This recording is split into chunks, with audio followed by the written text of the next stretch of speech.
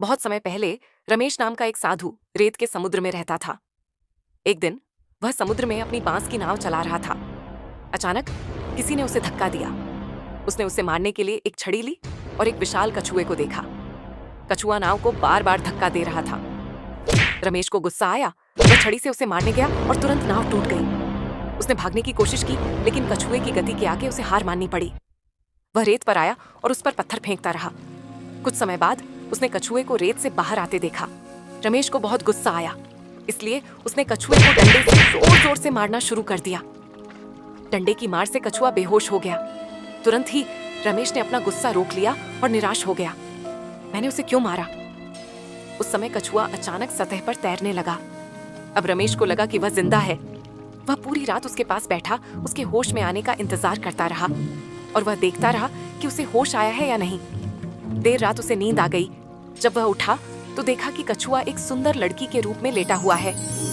रमेश ने तुरंत पानी लिया और उसके मुंह में दे दिया। यह देखकर कि सूरज तेज चमक रहा है, उसने एक आश्रय की व्यवस्था की। कुछ देर बाद वह आया तो देखा कि लड़की वहां नहीं थी, केवल उसका पिछला खोल वहां पड़ा था। रमेश पागलों की तरह उसे खोजने लगा।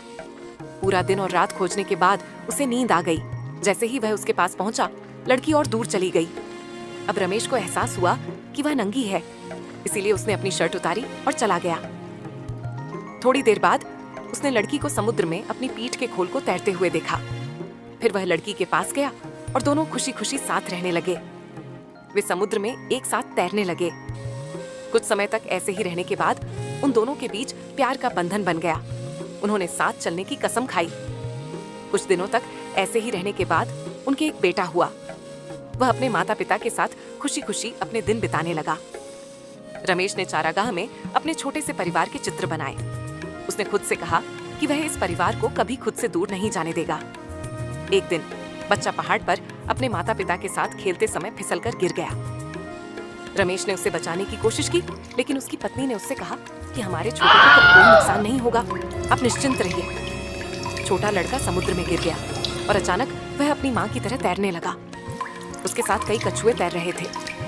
उसे यह इतना अच्छा लगा कि वह सारा दिन समुद्र में उनके साथ खेलता रहा और शाम को अपने माता पिता के पास लौट आया। कुछ समय बाद समुद्र में अचानक तूफान उठा। रमेश छोटे लड़के और उसकी पत्नी को लेकर जंगल की ओर भाग गया। कुछ समय बाद तूफान थम गया। रमेश और उसका परिवार सभी सुरक्षित थे। वे फिर से खुशी खुशी अपने दिन जीने लगे। इस तरह 18 साल बीत गए। अब वह छोटा लड़का नहीं रहा। वह बहुत बड़ा हो गया है।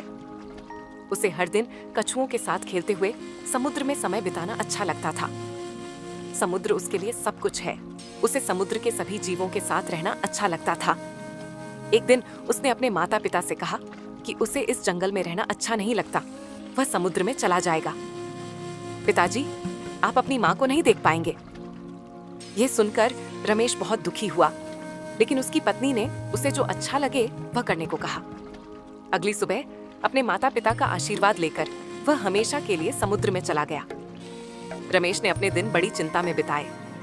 वह हमेशा जंगल के किनारे बैठकर अपने बेटे के लौटने की प्रतीक्षा करता रहा।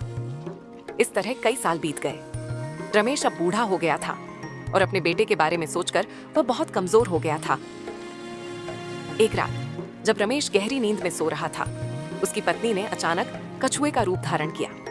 रमेश को अलविदा कहा और समुद्र में चली गई। कहानी का सार यह है कि आप सोचते हैं कि जो लोग आपको कभी नहीं छोड़ेंगे, वे एक दिन आपको छोड़ देंगे। इसीलिए मैं कहता हूँ, अपनी व्यस्त जिंदगी में से कुछ समय खुद को भी दीजिए। अगर हो सके तो लाइक करके मेरे साथ बने रहिए। धन्यवाद।